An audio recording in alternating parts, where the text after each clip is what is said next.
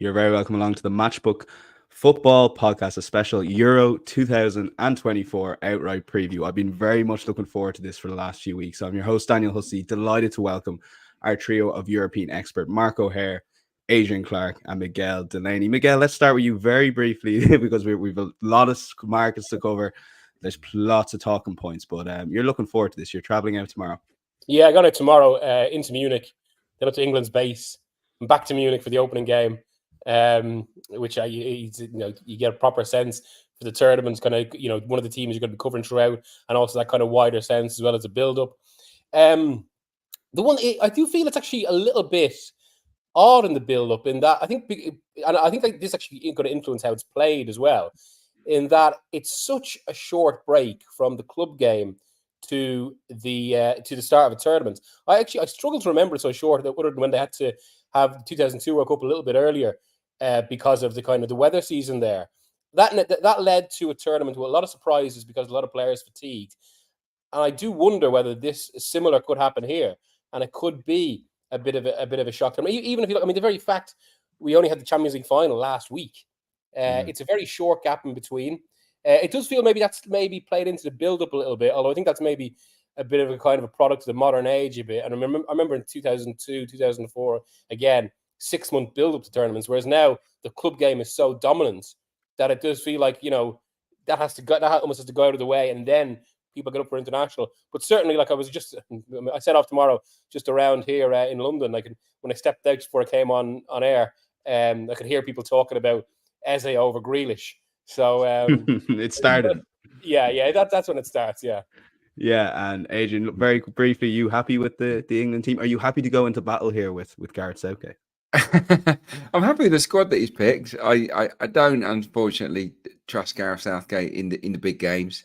I think if England had a more astute head coach tactically, then they'd probably be joint favourites in my mind with France. But yeah, as they've got what I would say is a weak link manager, certainly compared to someone like Didier Deschamps, then I struggle to get behind England in a betting sense. But I really, really hope that this team prevails because they're brilliant. There's so many talented individual players. So yeah, I'm looking forward to seeing what happens. But on what Miguel said, yeah, I think because there's been a short run up, we might see one or two shocks on match day one, in the first group games because teams just aren't prepped.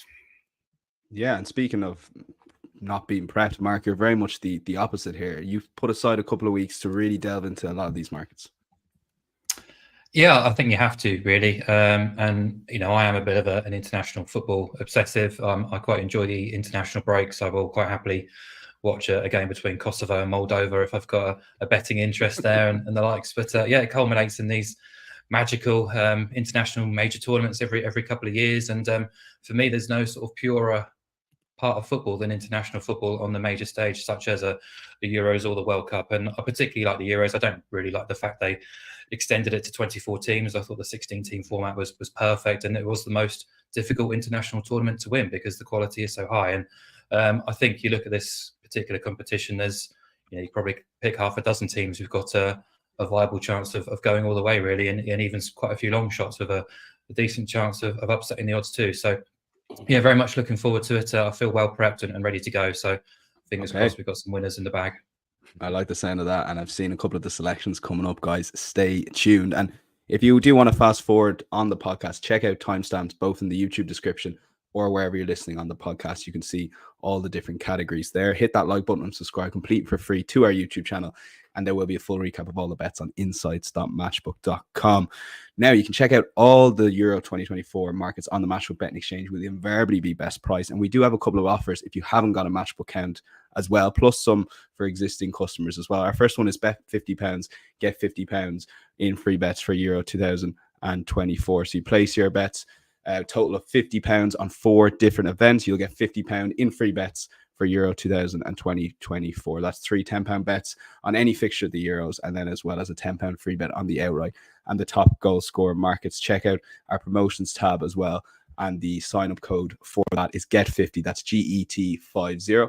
Our second sign-up offer is bet 30 on the Euro 2024 winner and get a free bet every time your team scores. So that's bet a total of £30 on the outright market, and you'll get a £3 free bet every time your team scores. Now, existing customers who are loyal to the Matchbook, not only Matchbook Betting Exchange, but Matchbook Podcast, we do have a special Goalscorer offer.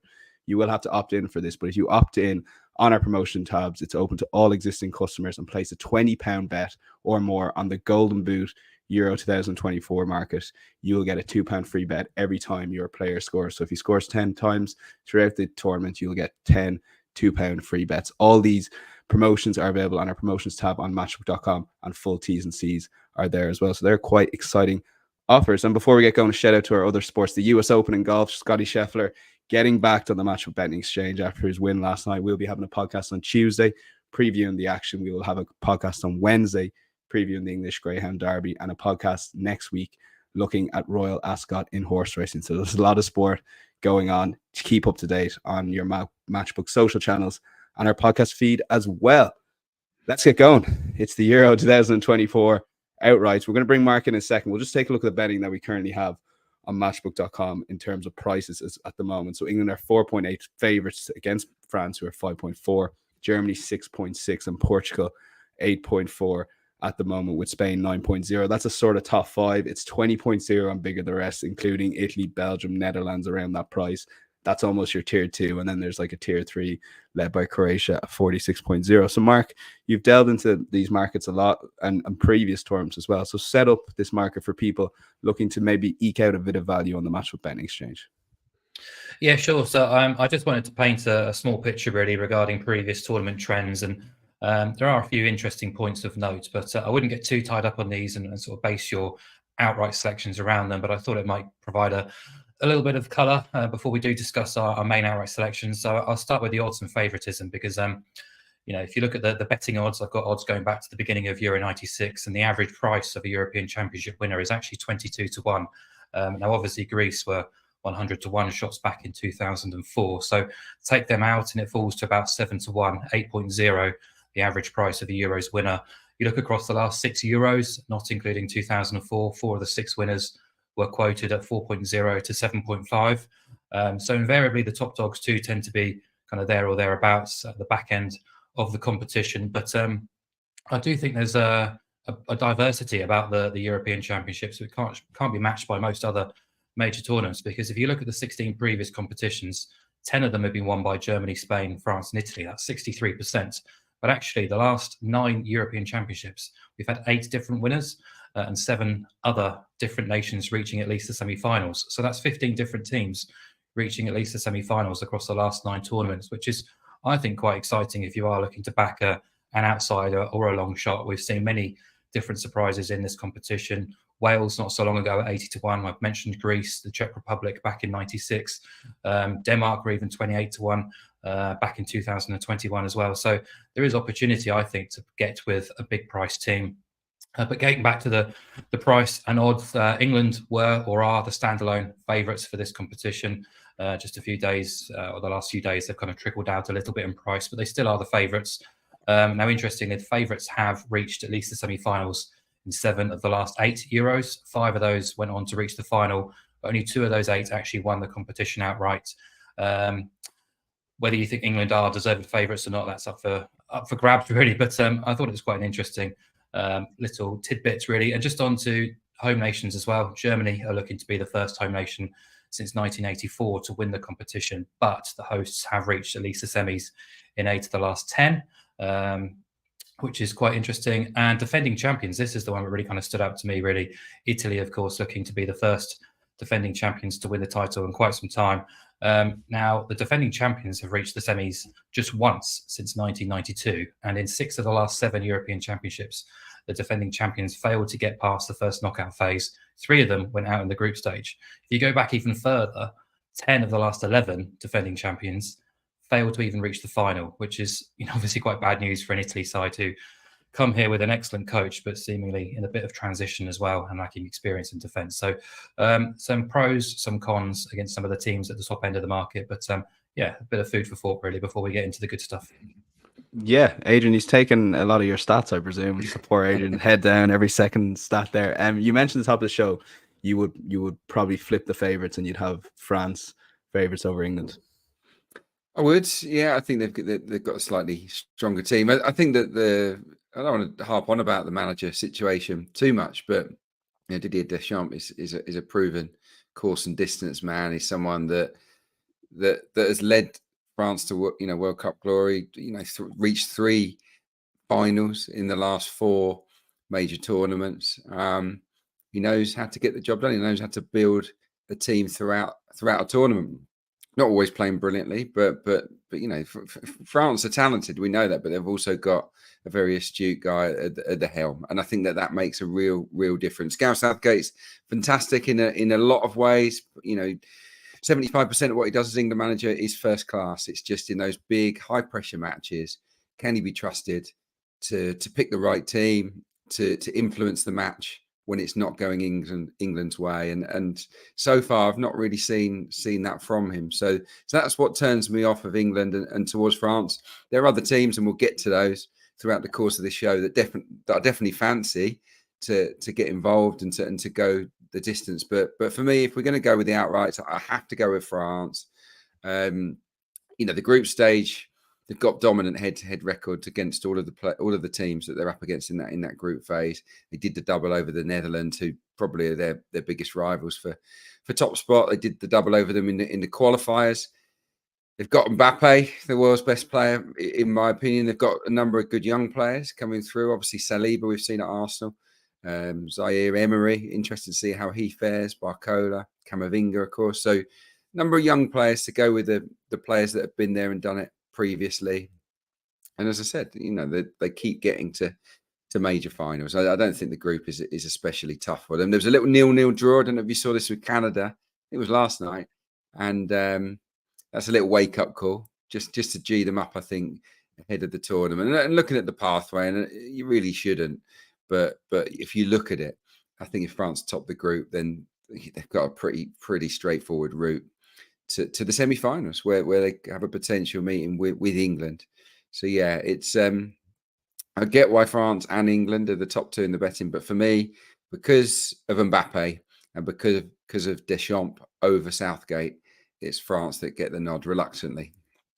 Okay, reluctantly from Adrian at 5.4. I should have touched on, so the guys are going to have one main pick in the outright selection, one value pick, and then one back to lay pick as well. We'll explain all that as we get it. But for a main pick, Miguel, who do you like at the top of the market? Yeah, it was a battle not to pick France, I think.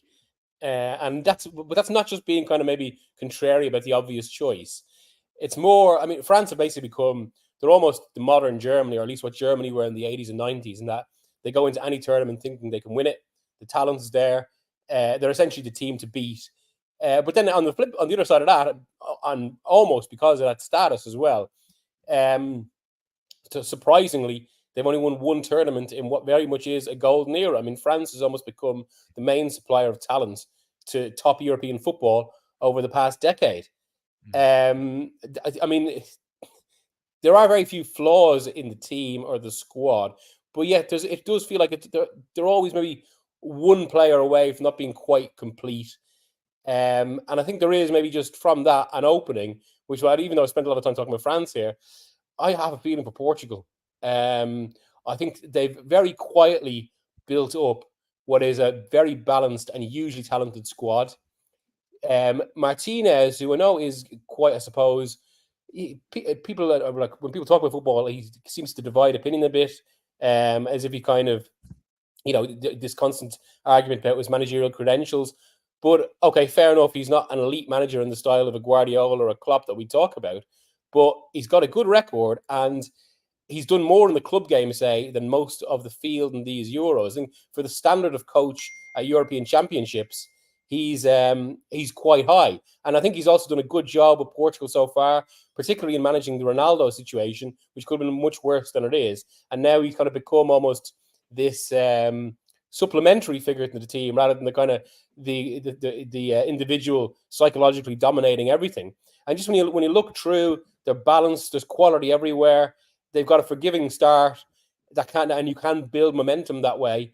And yeah, I really like to look at them. Okay, they're currently priced at 8.6 on the Matchbook betting exchange. And Mark, you agree? Yeah, France for me, are the team to beat. They should be favourites. So perhaps on that assessment, there is a bit of juice in the French price. But I don't think any team is flawless in this competition. And, I looked at Spain quite considerably, but ultimately Portugal got the nod in terms of the price compared with the alternatives. Starting with the draw and schedule, really. Miguel's already talked about the sort of, a generous start in Group F. They should really be taking top spot in that pool. Turkey will be lively, but can be erratic and pretty untrustworthy defensively. I don't think there's a huge amount in that Czech side, which kind of lacks all-round quality. And then you've got Georgia, who are debutants, could be a little bit dangerous, could be a bit better than people perhaps expect them to be, but they are bottom seeds for a reason. So top, if you take top spot in Group F, I think the competition could and really should open up for Portugal, because in the last 16, you'll be facing a team who finished third in their group. If you win that, you're playing a team who finished runner-up in their group. So you're avoiding a group winner until the semi-finals.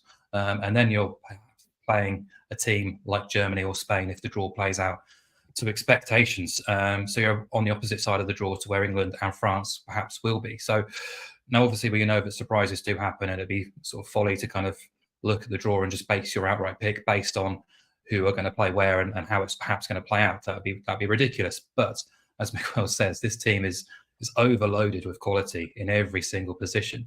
I'm not exaggerating. I think a Portuguese B team would be in the top 8 of the outright betting in this competition. There are world-class operators everywhere, really. You've got options at centre-back. You've got young players coming through. You've got experience. You've got attacking and defensive fullback options, wing-backs. You've got a destroyer, a midfield shield, midfield pivots, playmakers, wingers, pace, experience, number 9s, false 9s. For me, there's no obvious weakness in this squad. Now under Martinez, they're much more adaptable. He's been sort of alternating with formations and systems through qualifying. They're much more proactive. He's really released the shackles really from the Fernando Santos era and utilised what they have in terms of firepower in forward areas. They're fluent, they're fluid. I just think this team is set up to go far. And Martinez hasn't been embraced by many football fans for being a quality coach. But I think in the international arena, the man management side of things is just as important as in-game tactical acumen, and he's certainly got the Portuguese public and side onside. And he does have a World Cup bronze medal in his back, in his cabinet as well, which is no mean feat, really. And look, he may have failed in some people's eyes to get the best out of the Belgium golden generation, but that squad wasn't balanced at all. It was quite front-loaded. Defensively, they were a little bit all over the place, but this Portuguese side is stacked in all areas. And Ronaldo's contributing. I guess the only weakness for me is perhaps him in the defensive system. He's not going to give you a lot in terms of a press or in terms of sort of getting behind the ball and making life awkward. But I guess the flip side is Argentina managed it with Lionel Messi at the World Cup. So if Argentina can, no reason why Portugal can't do something similar. I just think they're very, very good, very, very capable of going the distance. But the draw is a massive helping point too. Okay, 8.4. And of course, they won the Euros in 2016 with the 3 draws in the group stage. So very much if they can just ease themselves into the tournament. Before we get to our value picks, incidentally, if you do comment who you think will win the Euros on our YouTube, on this YouTube video, that is, there's a £25 free bet for the Euros to be won for every 25 comments. So comment who you think is going to win the Euros in that main pick selection yourselves on our YouTube video after the show. That's £25 free bet to be won for every 25 comments on the Euros. Second section is value pick. Now, Adrian, you've put Portugal here as a value play as well. So I guess if the way we've been talking about these two sides, France and Portugal, over the last few minutes, if you get both of them on side in an outright market, it sounds like it could look quite good come the final, perhaps. Yeah, of course, it was that final, wasn't it? Where Portugal won 1-0 against France in Paris. So yeah, these are two stellar teams that are used to going deep in competitions. They always seem to turn up at major tournaments. I won't labour too long about Portugal. It's not as much value as the other two guys' picks, but I just think for the price they represent excellent value because they are an excellent team. And just looking at the guile, you've got Bruno Fernandes, you've got Bernardo Silva, Ruben Neves, you've got the finishing of a Ronaldo, a Jota, even Gonzalo Ramos. You've got pace, real pace there with Neto of Wolves and Leao as well. Defensive nous, Portugal always have that. And a little bit of excitement there with João Neves, being the sort of teenage phenomenon potentially in the middle of the park. So, yeah, a little bit like England, it's just that question mark over Roberto Martinez and his tactical acumen at the very, very highest level. It wouldn't surprise me if they went very close or even won at Portugal. So, no, I do think they represent pretty good value here. Yeah, value can be found at any price. Miguel, Croatia. Now, a lot of people be looking at this going, surely they can't go to the well again. So make the case why they represent value. And that's the thing with Croatia now, because I did feel that in some of the last few tournaments, this can't happen again. But there is a lot of experience there. There has been at least some replenishment. And also, I mean, everyone is honing in on that group as kind of a group of death. But I actually think its very nature means that it, and also the nature of the tournament means it could go differently than people expect. Because it's not a kind of a 3-2 situation in that way. Because, I mean, I suppose the way people might be thinking as well is that everyone can just beat Albania and actually make their way through to the last 16, which somewhat kind of takes away from the competitors in the group. Although I've got that's another one for later. But I think it's actually quite an open group that Croatia can get through, not with relative ease, but I think there's an argument they're a better side than both Spain, maybe to a lesser extent Spain, but certainly than Italy. And just once it gets into that knockout stage, when you've got the experience, when you've got that experience in the side, it can suddenly go a long way. And I think as well as that, momentum is very important in these tournaments when teams kind of get on that sort of run. So at the very least, Croatia have the capacity to do that. And it was really on that, given the price, and given that I don't think that group is necessarily as exacting as it has conditioned a lot of the prices. I think that's what attracted me to it. Okay, yeah, currently priced at around 46.0 on the Matchup Betting Exchange, and priced at 85.0. Mark, is your value pick? Yeah, Austria. I really like the look of Austria. I'll get the negatives out of the way first because they are negative. That is their captain and star player, David Alaba, is missing. Their goalkeeper, Alexander Schlager, is out. Their midfield general, Xavier Schlager, is out. And Sasa Kolasinac, the Wolf striker, is missing as well. So in a perfect world, you want Alaba there in the team. He won't be. He will be travelling with the team in terms of support and providing, I guess, his own level of coaching outside of the training paddock. But this is a side which is absolutely more than the sum of its parts. For me, it's all about the sort of collective identity here, which I'm buying into. Ralf Rangnick is in charge, has been since April 2022. Obviously sort of flopped a little bit at Man United, but he is the man who basically had an enormous contribution to the style and the foundations of the Red Bull teams in Salzburg and Leipzig, as well as Hoffenheim in Germany. So his fingerprints are basically all over those three teams. And if you look at the squad that Austria have, there's a huge majority of players who have come through the RB system or played at Hoffenheim. So obviously the two Red Bull clubs share the same data, methodology. So his influence across those three clubs is enormous, really. And I guess when you've got a squad who are already well wedded to those characteristics of intensity, of energy, of the suffocating high press, the very direct and fast counterattacks and transitions, being able to implement that strategy has been relatively easy, and the results have been quite phenomenal, really. Austria have been producing some outstanding efforts, not just in terms of results, but performance data too. They've already seen off the likes of Germany and Italy in friendlies. They absolutely destroyed Turkey in March. They scored 6 goals. And even if you look at the qualification group, they finished just 1 point behind Belgium. Look at the head-to-heads. Austria were very good, if not better than Belgium. They drew 1-1 in Brussels, only lost the XG battle, 0.68 to 1.11. They lost 3-2 at home to Belgium, but actually won the XG battle and the shot count, 17-8 that day. So they opened against France, which is obviously tough, but arguably playing the best team first. Perhaps is a good omen. Poland is very, very winnable next, and then you've got the Dutch lying in third. And I will come to the Dutch later, but I think they're beatable, and I think they're gettable too. So this Austrian team is very, very well drilled, very well organised. I think they're going to be in a complete nightmare to play against, and there's a very sort of club-like feel about this Austrian side. They're well stacked with European experience across the major leagues. I just think they're going to ruffle some feathers this summer. I think they're going to be an absolute nightmare to play against, and I think having that sort of cohesion can mean a lot in tournament football. So we just see Morocco in the World Cup go very, very far with a different game plan, obviously. But I think the Austrians can bloody noses this summer, and I think they're well overpriced. Okay, 85.0, as I touched on, and Miguel will know this: when you're missing your best player at a major tournament, it can galvanise the whole team, a la Saipan in 2002, where Ireland should really have gone on to win that World Cup had we beaten Spain on penalties. 24 minutes into the podcast, and we managed to get Ireland in. Miguel, take it away with your back to lay pick here. So this is for people looking for a bet at a big price that maybe come semi-final will be a lot shorter, and you can then decide whether you want to lay some of your stake off. Yeah, so I've been speaking to a few Belgian guys I know, and obviously, I mean, it actually feels like after a decade maybe where they had their own golden generation that we've already mentioned in relation to Martinez, and I do think the issue with that golden generation was, I mean, they did as well as they could really in 2018. They just ultimately came up against a better team in France. It was simple as that, almost a little bit like England in the last World Cup. But because of the kind of drop off transition, no one's really talking about them.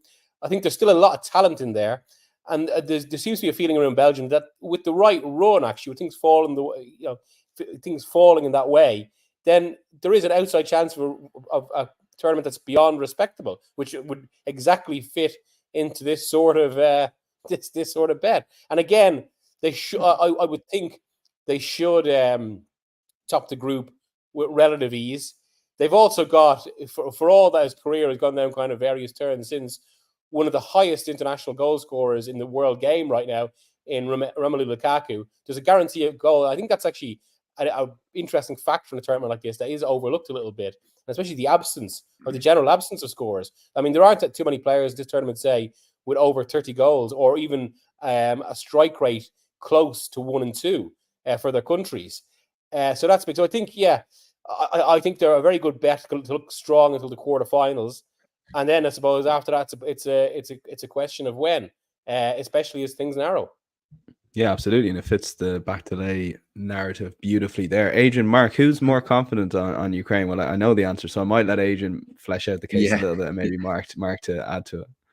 Yeah, I'm sure Mark will be able to add lots. I'm going to go with Ukraine here. Was it 130? 130 at the moment, yeah. Yeah, I don't think they're going to win the tournament, but actually, I suppose I'm just going to slightly go against Miguel there because they're in the same group as Belgium. I think they have got a chance here of certainly pushing Belgium close. They did draw with Germany recently. They drew with England, of course, in the qualifiers. They drew with Italy. They've shown that they can compete with top teams and produce shutouts. They're very, very organised defensively. And I think in major tournaments, having a strong defence makes a difference. No, there's no doubt about that. As does having a goal scorer. And they've obviously got Artem Dovbyk from Girona, who's had a great season and has a decent record at international level as well. So that's part of the reason why, strong at the back, good striker. They've also got that team unity, that club feel that Mark was talking about with Austria. Most of the squad really are coming from two clubs domestically in Shakhtar and Dinamo Kiev. And then you've got the sprinkling of stars that are around Europe, Lunin, the keeper, Zinchenko at Arsenal, Dovbyk, as I said, from La Liga. So they've got a nice blend there. And I think the club feel is something that's maybe a little bit underrated. They also in the playoffs showed real resilience and character. They came from behind, didn't they, to beat Bosnia later on and Iceland as well. So there might be that little feeling of, is this our year to really do something special? We know about the political climate, the story, the absolute fight that they will show in this game, in these games. They're not going to leave anything out there, are they? So, and they've also got the fourth youngest squad, which I think is a positive. There's a lot of fresh blood there. Players that will be eager to make a big impression, particularly eager to claim those big moves into Europe, to follow in the footsteps of people like Zinchenko. So I think there's a lot of motivation for them. If they do win the group, it might not be the best for them because they could end up meeting France. So maybe finishing second might be better for them. It'd put them on the other side of the draw, which is a little bit weaker. So yeah, I think that they can get to the quarterfinals here, Ukraine, and then one game away from the semi where you might you might chuck in you might start to lay them off. So yeah, that's my pick here. Okay, yeah, Mark, I wanted to see how many of your stats Adrian would take, or some of the good points. Did he add anything to flesh out to the? Did he flesh out the case for you much in the Ukraine? Yeah, very, very, very well. Not a huge amount I can really add, but firstly, obviously, it's remarkable that they've even made it to the Euros, considering they've had to play the whole qualifying campaign away from home. Yeah. Very close to finishing the top two of England and Italy's group. They were denied a very strong penalty claim in the last minute.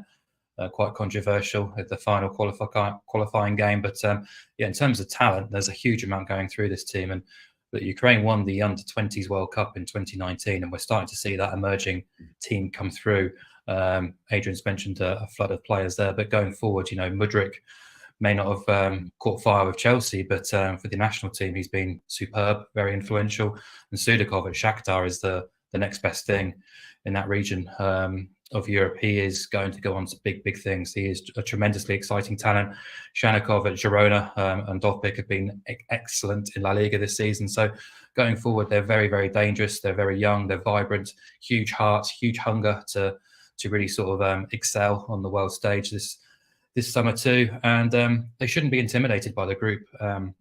We've touched on Belgium, but Slovakia will be obdurate, difficult to beat. But I think there's enough invention in that Ukraine side to open them up. And I think Romania are starting to get a few people's tails up, really. And I don't see it, to be honest. I think actually their unbeaten qualifying campaign has been a bit of a red herring.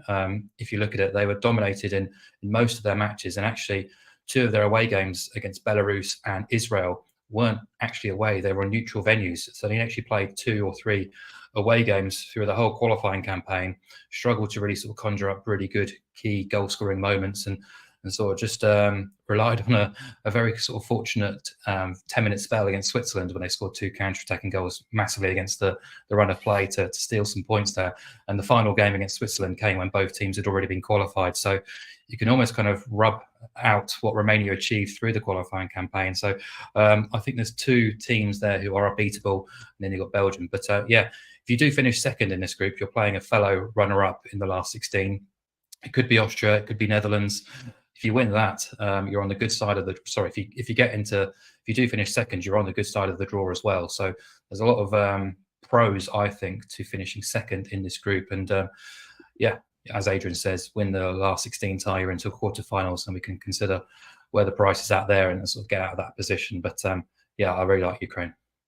Yeah, look, the best thing about these podcasts, we'll be doing these match day by match day. So hopefully we have a Ukraine discussion come the quarterfinals or semifinals if the lads do want to lay off a bit of that value there. But again, all these bets will be recapped on insights.matchbook.com. Let's move on to the Euro 2024 top goal scorer. We'll take a look at just some of the top teams, or some of the top players, sorry. And I'll bring Mark in on a few stats and trends. Mbappe is 5.9 favourite in the market on Matchbook. 6.6 is Harry Kane. Ronaldo, given what the lad said there, 14.0 seems big. So does Lukaku at 15.5. It's 27.0. Bellingham, Kai Havertz is 26.0, and bigger prices the rest. Mark, hit us with some trends in these markets. I enjoy your trends for Premier League top goal scorer every season. So what is it for international tournaments, particularly the Euros? Yeah, so favourites don't have a great record in major tournaments, actually. If you go back to Euro 92, only 2 players have either finished as the outright winner or dead heated for the top goal scorer in terms of being pre-tournament favourites. That's from a 15-tournament sample. Now, Mbappe and Kane, I think, are fair and obvious candidates to kind of hack up this summer. They've each scored 12 major tournament goals in their last 17 games across the previous 3 major tournaments. Both are Golden Boot winners from the last 2 World Cups as well. You're looking at 5.9 and 6.6 for a top goal scorer. Quite short prices. So, but if you look at the last sort of the numbers over the past 5 tournaments, the average total number of goals needed to win the Golden Boot has been around 4.6. In 2020, 4 goals would have got place money. In 2016, it was 3, as was the case in 2012 and 2008. So, but I think to win outright in a 2014 tournament, you'll probably need at least 5 goals.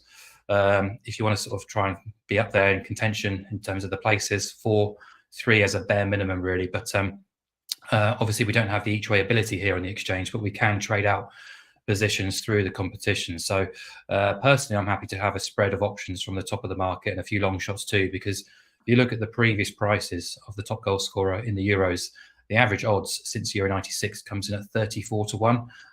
8 of 12 were 20 to 1 or shorter, but 4 were 50 to 1 or larger. So Ronaldo won it in 2021, but he effectively dead heated, I guess, with Patrick Schick, who was 150 to 1. And actually, since 1994, a 100 to 1 shot or bigger has at least kind of placed in the top goal scorer market of either the World Cup or the Euros. So I think there is scope here to get behind a big price. But yeah, that's a bit of a background going into the sort of the major sort of players. Well, we do have quite a spread of opinions here throughout you guys, so there'll be a lot of fascinating stuff over the next few minutes. Let's start with you, Miguel, and your starting points for all three of these selections. Take it away. Yeah. So, I mean, Lukaku already mentioned, who's, I suppose, got this immense record for Belgium. And it has a lot of capacity to continue, especially in that group. And given that price, I think it's attractive. Morata is an interesting one in that, I mean, especially, again, at 29 to 1. I mean, he's a player who's been divisive for another, I suppose, been divisive for some time, in the sense that while everyone can see his talent, there's always been this argument about how kind of he lets poor performances and misses get to him more than any other player. In fact, the last Euros was almost Spain's campaign, which I think was maybe surprisingly good given the youth of the team at that point. But Spain's campaign was almost defined by this kind of psychodrama that Morata was going through. And yet, showing a mettle, he then scored that amazing goal against Croatia in the first knockout game to almost kind of explode his campaign again. And I think this is something. I think that was a real crucial point in his career, because since then has felt like he's become a much more dependable forward, and someone who Spain have increasingly come to lean on, especially as this is a fairly, certainly in comparison to the last, as Mark was saying earlier, the last team to defend the Euros, which is Spain in 2012, actually without Villa and without a striker at that point. But given that the Spanish squad is nothing like the sort of quality, he has stood out as someone to depend on and has risen to it. So I think there is a good opportunity with Morata. Again, I suppose it depends who comes through the group and how they come through the group. But I think, as already stated, that group is very much up for grabs. I mean, usually with top scorers, the kind of traditional thing has been to look through who can maybe rack up a few in the early rounds. But I think that actually happens less than is often thought. So, I mean, Morata really jumps out to me almost more than Lukaku because of the price. And then on that, there's Füllkrug, who now Nagelsmann is obviously different to both Hansi Flick and the way Dortmund have used Füllkrug, but he has shown a lot of tactical variability. We've already seen Havertz say pop up at wing back, which I suppose, which maybe is an illustration of why it could be dangerous to kind of pick any German player for this. But at that price of Füllkrug, and given that he can only play at number 9, and there is a possibility that Nagelsmann's Germany focus in that way, that and they have another with this potentially relatively forgiving early run. There's opportunity there. And even if Füllkrug comes on in games to finish teams off, as we can see is possible with that group, it's an attractive choice. Okay, Füllkrug 42.0, Morata 30.0, and Lukaku 16.0. Adrian, take it away with your three. There's no surprise with my number one pick. Is Harry Kane. I just think that Harry Kane just does guarantee you goals if he's fit. Of course, that's the only caveat, I guess. He's been carrying this back injury. How fit is he coming into the tournament? Obviously, missed a big chance against Iceland the other night, but he's just proven, isn't he? At major tournaments, he seems to bring the best out of Harry Kane.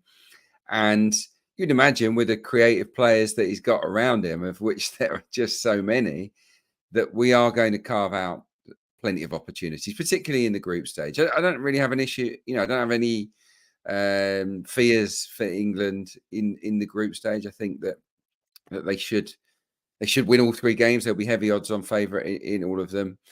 They might draw one, of course, but I think that England should score goals in the group stage. And when England score goals, Harry Kane is normally the main man, isn't he? So yeah, 6.6 is a price. It's a short price, but I do think that him and Mbappe, I just feel almost guaranteed to get 4 goals apiece, providing both get at least to the semi-finals, which I think they will. So yeah, Kane is the obvious choice. I think Portugal is where I'm looking for goals, and maybe I'm just going to steer clear. Well, I'm going to steer clear of Cristiano Ronaldo, just because I think he's a brilliant player.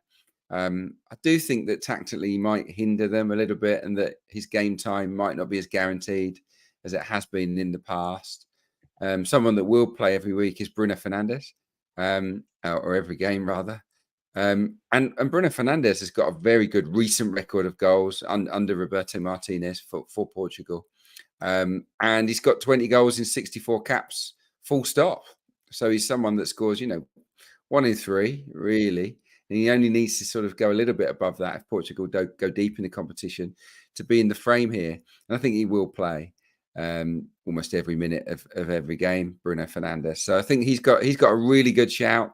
He's 46.0. The other one is Diogo Jota. And the argument against it is, of course, there's competition for places with Ronaldo and Ramos as well. But Jota scored, I think, in the last game of the warm-ups. He scored a few of late for Portugal as well. And I think if Diogo Jota's fit, just rate him. I think he's a brilliant player. I think he's an unbelievable finisher. He scores with his head. He scores with either foot. He is a manager's dream. And I think that Portugal will look to get Diogo Jota into the starting 11 as often as possible. And he is someone that has a record of scoring from the bench as well down the years, Jota. So, yeah, he's at a similar price, I think, 48.0. So, yeah, England and Portugal is where I'm looking for the top goal scorer odds this time around. On Germany, I fancy them to score goals. They're on home turf. I think they'll go quite deep. Their defense isn't great, so they're going to have to outscore teams. My issue is just, will Fulkrug play enough? Will Havertz play enough? What's going to be the makeup of that team? Because it looked as if it had been Musiala and Wirtz in behind Havertz, probably, with Fulkrug coming off the bench. So that's what puts me off of Germany. But I do think they'll score plenty. Yeah, I texted Mark saying I thought you would tip up Kai Havertz, so I'm fairly disappointed. But you've explained the reasons there in terms of game time. And that Germany lineup, Mark, you'll get into it with one of your top goal scorer selection here. It is sort of like deciding who's going to play minutes, particularly in that group stage, if they do indeed score a few goals. Yeah, I'll rattle through mine quite quickly, but I've also got Lukaku here to be top goal scorer for all the reasons already outlined. I've chosen Cristiano Ronaldo at 14.4. I just feel it has a bit of the last dance feel to it, really. His final major tournament, he will be the starting centre forward. He is still trusted and respected in Portugal. So I get the game time might be a concern. But if he does miss a match, it tends to be the third group game. I think that's sort of the traditional thing for Ronaldo in these major tournaments. So I still think he's capable of contributing. And I think his position now is literally just to be in the box and finish opportunities. So he's not short of ammunition elsewhere to supply those chances. Elsewhere, I've gone Artem Dovbyk with Ukraine. Obviously quite fond of Ukraine. I think they can score goals. I think they're very creative, very explosive. And he's coming off an outrageous season. Normally the sort of top goal scorer sort of checklist is to back a player you expect to score a few in the group stage and be on penalties. Well, Dovbyk isn't on penalties. That's the only major negative I have against his name, but he should get opportunities to score regardless. The other one's just a bit of a Hollywood shot, really, but I like Hungary. They were very close to being in my sort of back to lay as an extra potential team to sort of follow. So Dominic Szoboszlai at 200-1. I think Group A is wonderfully balanced, actually, with Germany, Hungary, Switzerland, or Scotland. I can see Hungary squeezing out of that group. Their direction of travel now has been very, very good for quite some time. Their results against elite opponents have served them very well. They're very organised. But in attack, everything goes through Szoboszlai. And why wouldn't it, really? Because he is a magician, really. But in qualifying, he was involved in 7 of their 16 goals, 4 goals scored. He topped the charts for chances created, shots on target, successful passes in the opposition half, expected goals, expected assists. He is the heartbeat of this Hungarian team, capable of the absolute spectacular from distance. He's on set pieces, he's on penalties. I just think he's worth a very small poke at the prices. He could easily get 3 goals in this competition and therefore kind of get his name up there towards the top end of the market. by the end of the group stage, and then we could be in a position where we can trade out for a nice price and guarantee some profit. Okay, yeah, a lot of goal scorers thrown at you there. Insights.matchbook.com. Full recap. Szoboszlai was taking on Seamus Coleman at the Aviva there last week, and Coleman, they were having their Merseyside banter there. Coleman winding him up beautifully for the Euro 2024. That's all we can do, Adrian. I can see you laughing there. We'll move on to any other Euro bets. I was most interested, actually, Miguel, in your couple of selections here, particularly the first one. So make the case. Yeah, I mean, again, as I said earlier, in terms of kind of picking Croatia as a potential outright due to their price, this group, again, the perception is that it'll just be Croatia, Spain, Italy, or be Albania and go through. I think that's there could be surprises here. First of all, I mean, actually, around the draw in Hamburg, myself and a colleague spent a bit of time with the Albanian management team, Silvino and Deriva, both, of course, played in the Premier League. Silvino at Arsenal, Deriva for Middlesbrough. And it was just kind of the sense of there is authentic quality in that team. Albania, I mean, given the size of the country, are going through, I suppose, a relative promising period with the players they're producing.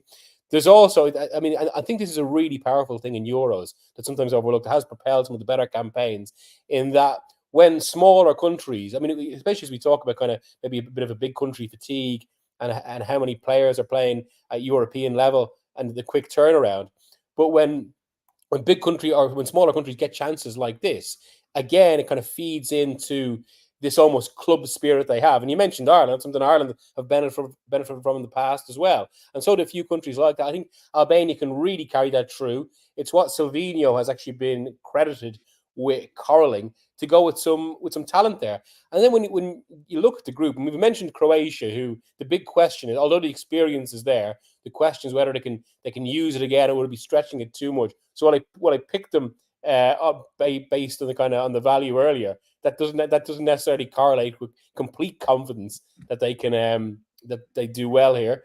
Italy, I think, they're one of a few teams in this tournament, and group rivals Spain will be included in this, that could either have a brilliant tournament and be revelations, or absolutely fall apart in a collapse. You only have to look at the quality running through the Italy team now, the lack of quality running through the team now. Spain, again, it's quality very focused in certain areas of the team, particularly midfield. Beyond that, it's a really average Spain squad. And Albania, especially if you go into that first game against Italy, they only really need one win to suddenly be in with a shout. And maybe even 3 draws, given we saw in 2016. And a 4.4, I think that's an attractive price. Okay, yeah, 4.4 Albania to qualify, and Germany to reach the final as well. Miguel, is your second? Yeah. I mean, just I suppose, you know, the fact that the likelihood that they should finish top of the group and not run through. I think it'll be again one of those situations where a touch like 2006, given the social context, given where the team has been the last few years after a poor tournament record, especially by German standards, but almost by anyone's standards, given we've seen 2 group stage eliminations and a last 16 elimination. They're almost due something. Nagelsmann has started to make it work. So yeah, I think there's real potential for a German run to the final, if not necessarily to win it. But I suppose they're decent value for that too. Okay, yeah. Second person here, Adrian, is to you. Group B, okay. got a bit of top. Miguel has previewed that a lot, and you fancy Spain to win. They're currently 197 to win that group. Yeah, I mean, it is a short price. It is a short price, but I don't rate Italy. I think Croatia are, we keep saying they've been aging for years, and then they seem to always do the business, but more so in the World Cups than in the Euros. They don't have a brilliant record in the Euros, Croatia. And yeah, I don't know. I'm not sure about Albania. Well, yeah, I just think Spain have the pedigree. I mean, if you don't include penalty shootouts, they've lost 2 of their last 22 matches at the Euros. That's phenomenal. You know, they turn up. They're tough to beat. Yeah, they've lost a few shootouts. There's been a few draws in there. But the interesting point is that those 2 defeats were actually against Croatia and Italy in 2016. So there's a little bit of history there between their group adversaries. But yeah, I like the look of Spain. Rodri and Pedri in midfield. I mean, that's that's different class, and they've got others as well. Lamine Yamal, obviously, fantastic talent, lots of experience, particularly. Members of the back four have got plenty of experience, or at least a couple of them. Morata up front, tournament experience, has delivered. So yeah, I think it looks like the group of death on paper, but I think that Spain are the best team in it, and they're so hard to beat at major tournaments. Not always very exciting. They tend to be growers, don't they? Often slow starters, but yeah, I think they'll win Group B, and I think they'll have a decent run. So yeah, Spain to win Group B. The other one that I wanted to pick, but we can't really offer it on Matchbook, is a double on group winners. I would pick out Germany and Portugal to win Groups A and F. I think they're heavy favourites. Germany's is slightly trickier, but I think being host nation will give them a real leg up, and I cannot see anything other than 3 points against Scotland in the opening game, which gets them off to a flyer. So yeah, Germany and Portugal to win Groups A and F. If you couple it up, it's around 2.25. I think that's decent value. Okay, Spain, Portugal, Germany, the three teams Adrian fancies to win their respective groups. Spain, the main selection there. Mark, take it away with your pick here. Yeah, I mean, I've covered Austria already, so probably no need to really kind of go over them again, but I'm backing them to qualify from that group alongside France, Netherlands, and Poland. France, top of my sort of ratings. But I've got holes in this Dutch team, which I'll come to in our next segment. And I think Poland have the potential to be one of the worst sides in the competition. So there is opportunity here for Austria to make a splash. I think second place is up for grabs. But if not, a third place finish could be enough, because if they do manage to beat Poland in the second game, which is really, really key, 3 points or one win normally can guarantee you a place in the knockout stages. But yeah, I think playing France first up could be a plus, because they will be all action, all energy, and that might surprise France a little bit, who could be, you never know, just a bit undercooked in the first game. I think in terms of the major tournaments, most of the upsets tend to happen early on when teams do come. We just discussed the quick turnaround from the club season. So not discounting Austria sort of surprising France, but I think a 3 or 4 point haul would be enough to get them through. And I think 1.9 for them to qualify is tasty enough to get on board with. Okay, let's move on to our best long shot sections. Had a great year on these, massive profit in both the Champions League podcast on Mondays and the Weekend Football podcast on Thursdays. And Mark, I want to go straight back to you, and you've got 2 picks here, split stakes in long shots wise, and interesting stuff that you can do on the Matchbook Betting Exchange. Yeah, 2 long shots, both of which are basically adopting a slightly different approach to our usual long shots. I'm basically laying 2 teams in the top to qualify markets, basically backing them not to qualify. I'll explain the process in a bit, but first I'm going to lay Italy in the to qualify market in Group B, which is the group of death, which we've discussed, Spain, Croatia, and Albania. Now, obviously, 4 of the 6 third place teams can qualify, so you have to be pretty bad not to get through. And having Albania in your group is a plus for Italy, irrespective of what happens against Spain or Croatia. But that's Italy's opening game, and that feels like a banana skin for a nation, for me, which is in transition at the minute. The big plus is undoubtedly Spalletti as coach. He's one of the best coaches in the competition. However, he's got no international or major tournament experience, and this team is a shadow of the side that won the last Euros. First of all, it's quite unclear whether he's going with a back 3 or back 4.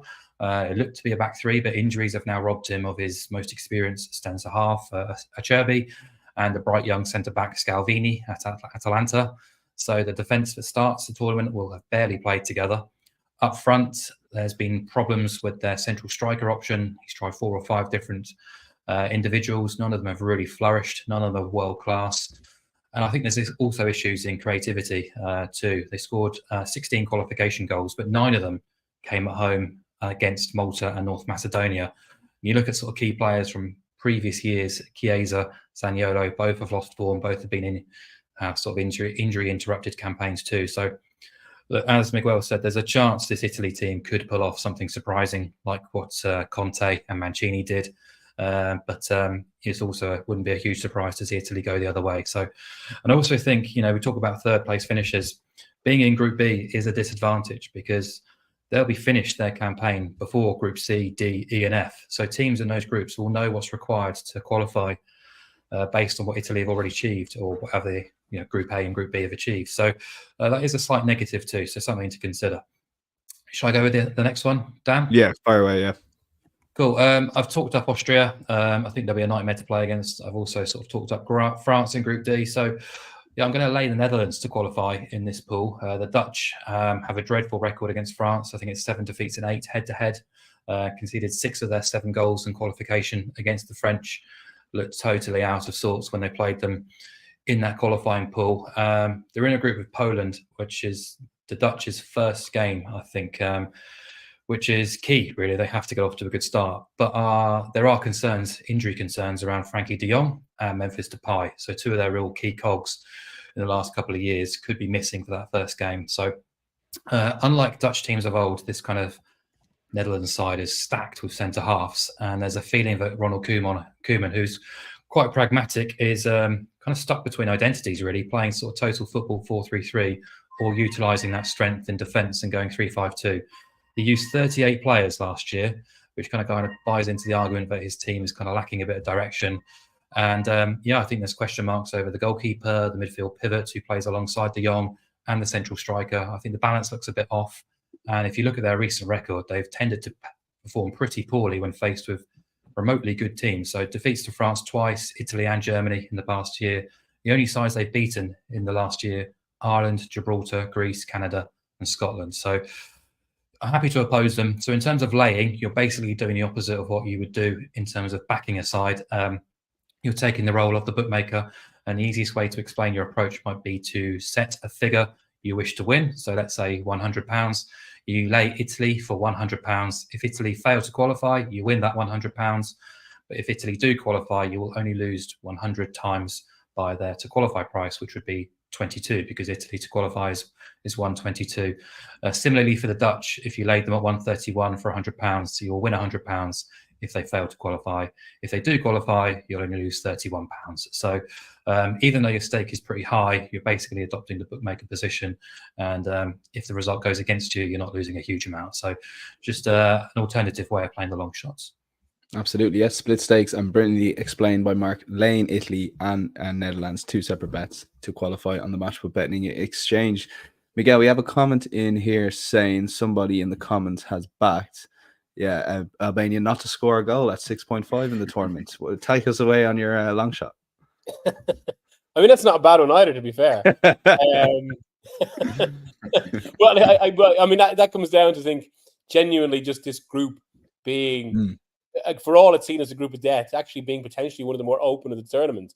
And I think that power of a small nation. Now, Albania obviously qualified in 2016, but it feels like this is a different team where they're a bit more ready for the stage. They're unlucky in who they've got, but actually that can turn out the other way because, I mean, for all the stature of the 3 teams in the group, none of them are basically, I mean, it's a long way off Croatia, 1998 or 2018. It's a long way off Spain's best era, or even kind of one of their better teams over the last few years or the last few decades.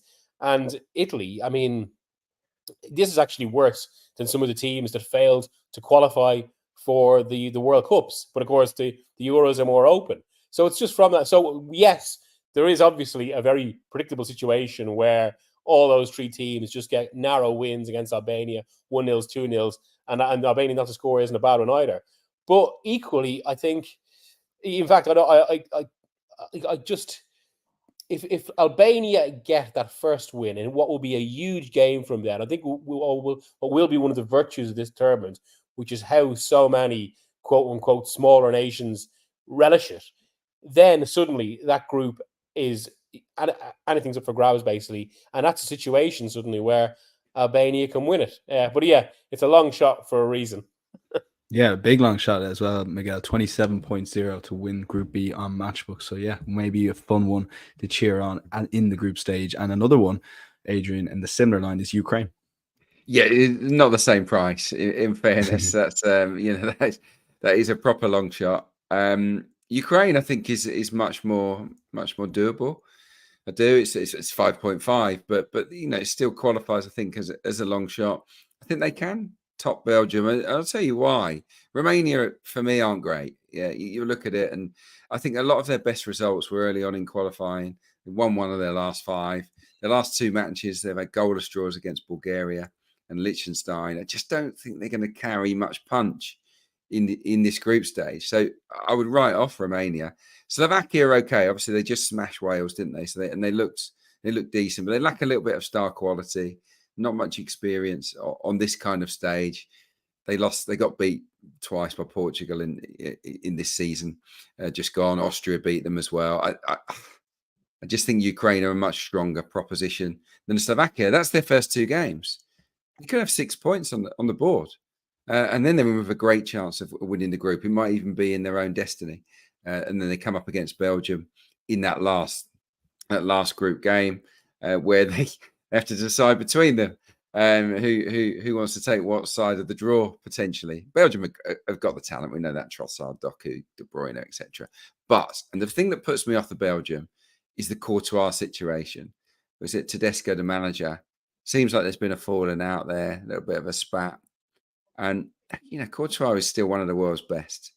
They've taken the Forest keeper, taken the Luton keeper. Luton keeper's better than the Forest keeper, Sales. But, I don't know whether either of them will play. But Courtois not being there, is massive. They've also got Wout Fash at the back from Leicester City, who I wouldn't trust at all. You certainly wouldn't trust him in the way you would have trusted a Vincent Kompany or Alderweireld or a Vertonghen in their peak. So, for me, Belgium are get-atable. And as we've outlined throughout the show, Ukraine have threat and they have a real good, strong identity and feel and some quality as well. So, Ukraine to win Group E, 5.5. Quite like it. Okay. Yeah, like the case. That is our best Euros long shots. And now, best bets, 1 bet on the outright market to have. And Mark, I guess there's no better place to start than yourself to pick up a little bit on what Adrian said. But that back to lay thing with Ukraine, you really think we could eke out some value throughout the tournament? I do, yeah, just because the price is enormous, 130 to win the Euros outright. I appreciate that as an enormous long shot. It's very unlikely, but we don't need Ukraine to win to get a payout if you're backing them to lay them off at a later date. And that's why I think it's the best bet on the coupon, because I really like Austria to qualify. I'm not going to sort of lie about that. But, I had Denmark at the last Euros, which I know a lot of people enjoyed following their progress through the tournament. I really thought we were onto something, especially in that semi-final against England. They had them on the ropes for a period of time too.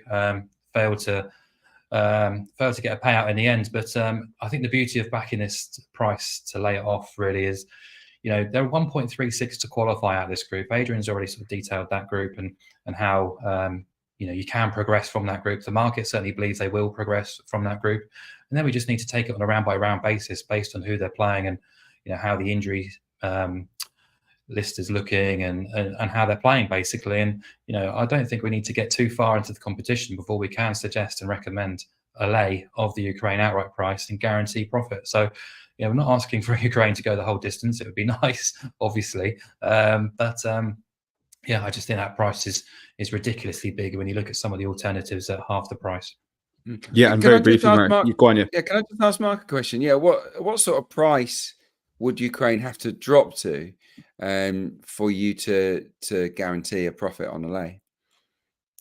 I'm trying to half the price. That's the kind of aim I try to look for to begin with. So if we can get Ukraine down to sort of 66s or around that mark, then there might be opportunity. But it really depends on a load of different variables. If Ukraine just progress from the group, they're not going to suddenly drop to 50 to 1, for example. So it really will depend on the opposition, the pathway to the final, and how they play through the competition. But I try to sort of look at half the price as a way out, really. But there's no reason why, as I say, we get to the quarterfinals, for example, and Ukraine might be presented with a winnable tie. It might be, let's say, 2.5 to win and progress, and you might want to let it roll, and suddenly that outright price shrinks even further. So let's play it at 130 and just see where we get to. Yeah, let's keep an eye on the podcast. We'll be doing podcasts game by game. So it could be a fun one to watch, or it could be up in smoke after 2 games. More than likely is betting wise anyway.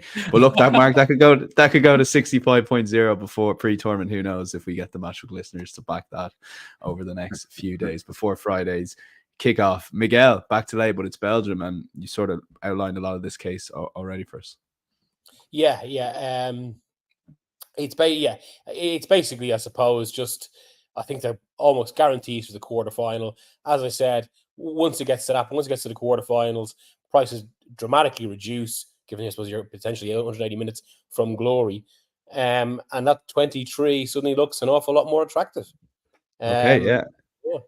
Yeah, absolutely. And finally, for you, Adrian, France, you mentioned at the start of the tournament, you think they probably should be favourites, and to reach the final is probably quite backable for you.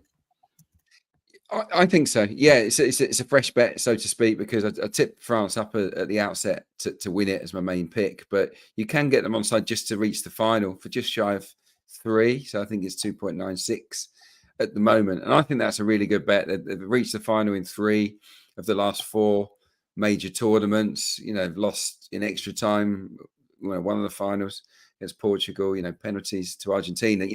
This is an elite team, and they've won the World Cup in between. They are the team to beat, in my opinion. They've got the manager. They've got stardust in Mbappe and throughout the team. They've got unbelievable depth. So if things don't go their way, or if certain players aren't in form, they have got the ability to rotate. And that third group game, they could rotate and still spank whoever they're playing France. They're outstanding. You look at the pathway as well. That if they win the group, they're likely to get the runner-up in Portugal's group, which I think is weak. And then beyond that, it's probably Belgium or Ukraine. Probably is what you're looking at. I would fancy France to serenely make their way to the semi-final, and then if they can get past potentially England, they'll be in the final, and we get paid out. But this is a team that are there to win, not just reach the final. I think reaching the final is a bare minimum expectation for France ahead of the tournament, and our pals at Opta have them down on their supercomputer at over 30% chance of reaching the final, which is a decent sort of share, I would suggest. So yeah, that's my pick. Okay, yeah, insights.matchbook.com, full recap of all the guys' picks. We've gone a little bit over the hour, but well worth it for some of the selections there. Hit that like button and subscribe completely for free to catch all our Euros content. We'll be back Thursday, 1 p.m. to preview groups, games, match day 1, match day 2, match day 3 with Mark and Adrian. Miguel will join us after the group stage, ahead of the knockout stages, and of course for our final preview as well. And a couple of reminders to comment your Euro 2024 winner on our YouTube video. There's a £25 free bet to be won for every 25 comments. And also a reminder for existing customers, we've covered a lot of top goal scorers. There is a £2 free bet offer for every time your player scores. Once you back a £20 bet, all you have to do is opt in on our promotions page, where of course you'll find our 2 new customer offers then. Until then, I'm very much looking forward to the rest of this week's build up ahead of the Euros. But enjoy the Euros throughout, and I hope you catch a lot of it in Matchbook, and do check out the Matchbook betting exchanges for invariably the best price on the odds checker grid. We'll chat to you later in the week. Bye bye.